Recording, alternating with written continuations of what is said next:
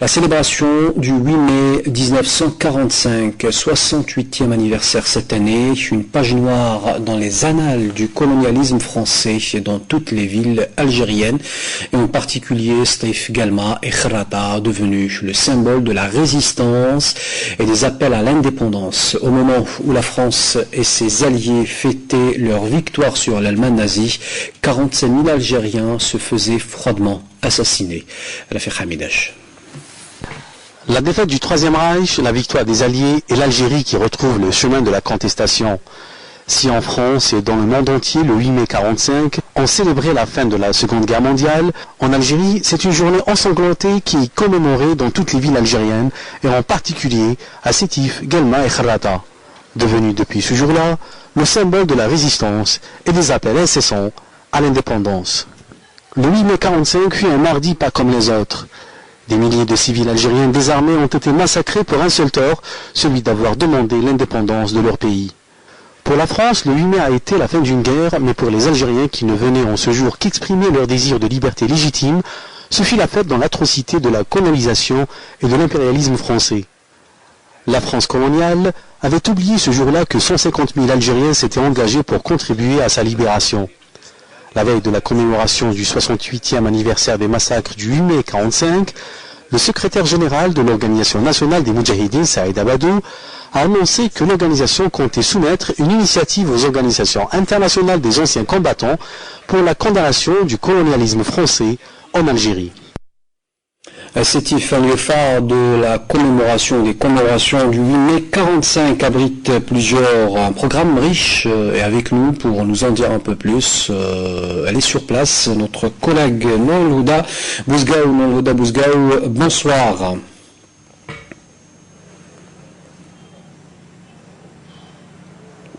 Bonsoir. Alors, Nolhouda Bouzgaou, Sétif, je disais, une des trois villes avec Galma et Khrata qui ont subi les affres du colonialisme, surtout un certain 8 mai 1945.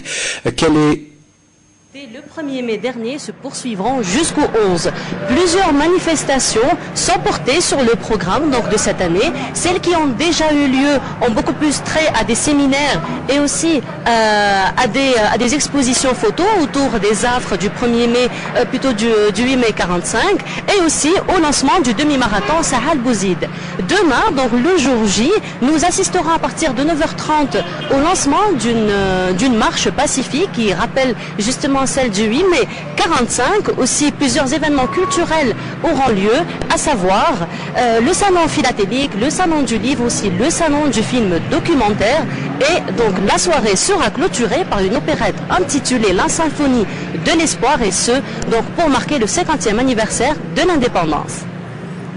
Merci Nolhouda Bouzgaou. Je rappelle que la 68e commémoration des événements de Staïf Galma Khrata, les festivités officielles ont lieu cette année à Mostaganem. L'occasion pour nous d'évoquer et de rendre hommage à ceux qui ont donné leur vie pour l'indépendance du pays.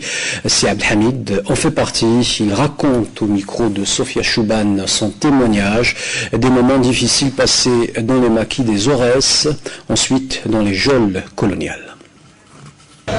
Il est miraculeux de voir marcher, sourire et parler encore celui qu'on appelait dans le maquis Siad Hamid. Un Algérien, fils d'un commerçant chaoui né en 1902 à Roufi, qui s'engage à l'âge de 18 ans dans la cause nationale. En 56-57, moi j'étais en 56. Il y avait pas mal d'attentats. On était 5, parce que c'est par cellule. Non, chaque 5 bonhommes, il y avait plusieurs, mais on ne pratique pas 5. Et moi, j'avais une maison en stock, mais le stock de bombes et tout ça, et on fait des attentats. Aujourd'hui, Ammar Gerfi frôle ses 78 ans et nous rappelle qu'il aimait avant tout sa petite ville Batna. L'enfant de Batna a été cet homme courageux, détaché et affable, cet ancien résistant. Nous a guidés vers des lieux où se sont allumées les premières étincelles de l'action armée de ceux qu'on appelait les Fidaïines. C'est Mohamed Mohamed Fidei, c'est lui qui m'a enrôlé dans le rôle Fidei. Et puis on a commencé à travailler ensemble. Et puis chacun a un groupe. On a un groupe, on a un groupe, j'étais responsable, on a travaillé ensemble, on a fait des entretiens ensemble.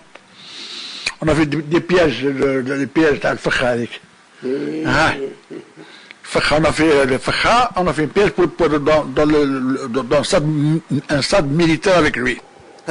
J'étais commerçant, je vendais des légumes à côté du magasin de Si Abdelhamid Garfi. Il venait d'ailleurs s'approvisionner chez moi. Et c'est comme ça que notre relation est née.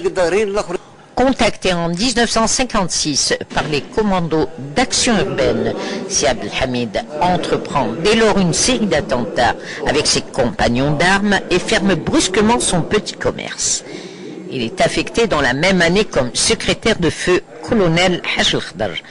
Et en 1958, il part dans un convoi d'acheminement d'armes vers la Tunisie avec un groupe de 175 moudjahidines. J'ai fait peut-être 6 ou 7 j'ai fait la plaisante de Batna, la plaisante de Lombez, la plaisante de Constantine, la plaisante de Skikda et la plaisante de Sétif.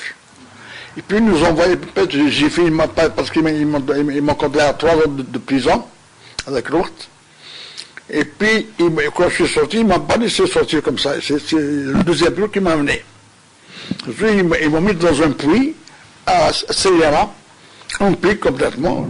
Ammar Garfi, dit Si Abdelhamid, sera libéré en 1961 et reprend sa vie en main. Il décide, avec son frère, d'ouvrir en 1963 une librairie, puis commence son premier travail d'imprimeur et s'attire la sympathie des Aurésiens à partir de la parution des premiers bulletins de vote d'une Algérie indépendante.